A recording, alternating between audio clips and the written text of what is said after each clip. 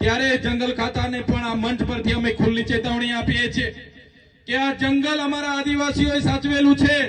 તમારો જંગલ ખાતું 1928માં બન્યું છે અને બાદમાં તમે આવીને અહીંયા અમારા લોકોને ખાલી કરાવવાની વાત કરો, જમીન ખાલી કરવાની વાત કરો.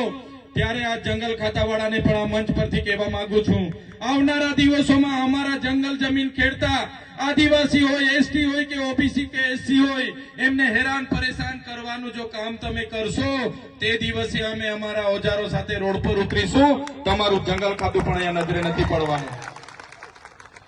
ત્યારે સાથીઓ, આ ભાજપની સરકારની જે વ્યવસ્થા છે, અધિકારીઓથી રાજ ચાલે છે, ત્યારે એમની સામે પરિવર્તન લાવવાનું છે. તમારી મૂળભૂત સુવિધાઓ આજ દિન સુધી આપી નથી રહ્યા સરકાર. આજે તમારા વિસ્તારમાં શાળાઓમાં શિક્ષકો નથી, બાળકોને બેસવા માટેના ઓરડા નથી. અહીંયા કેટલાય ગામો એવા છે કે એમ્બ્યુલન્સ નથી પહોંચતી. ત્યારે એવા ગામોમાં પણ આ લોકો વિકાસની વાતો કરે છે. ત્યારે અમે તમને કહેવા માટે આવ્યા છે, હવે ન બાપનું ના બેટાનું, હવે ગુજરાત આપનું બનાવવા માટે પરિવર્તન આપણે કરવાનું છે.